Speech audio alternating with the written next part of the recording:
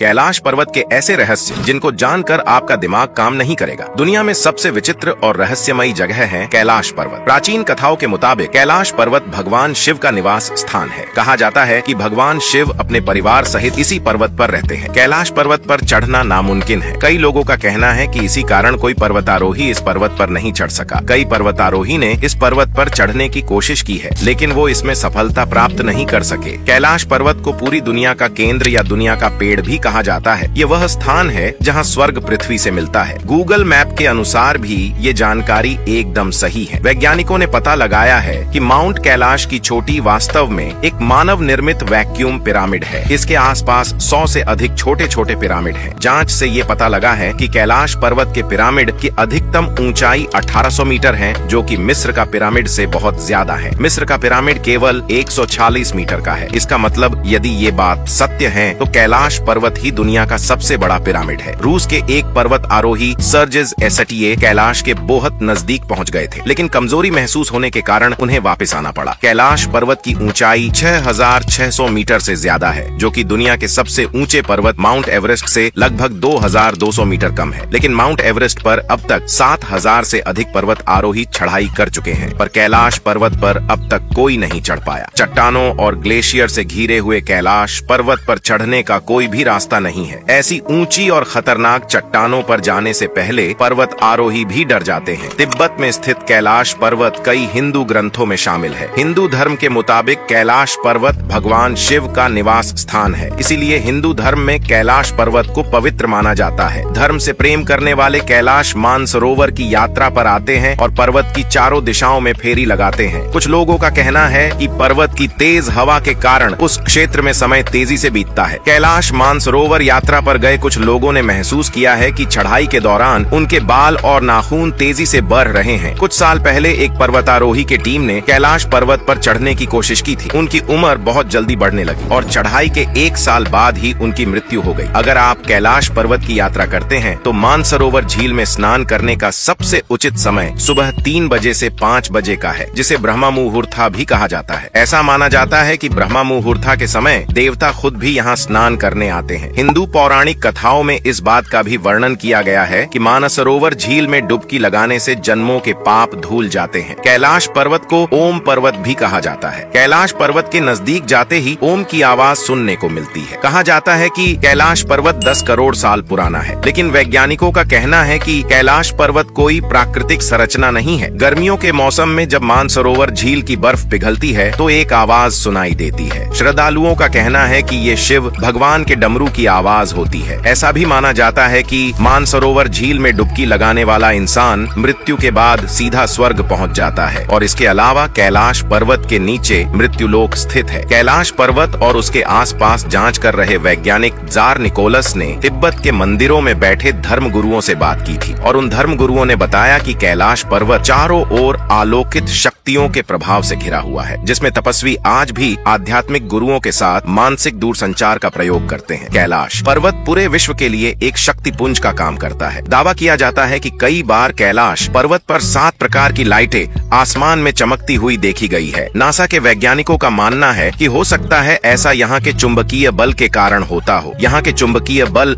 आसमान से मिलकर कई बार इस तरह की चीजों का निर्माण कर देते हैं। अगर आपको हमारे द्वारा दी गई जानकारी पसंद आई हो तो वीडियो को लाइक और शेयर जरूर करें।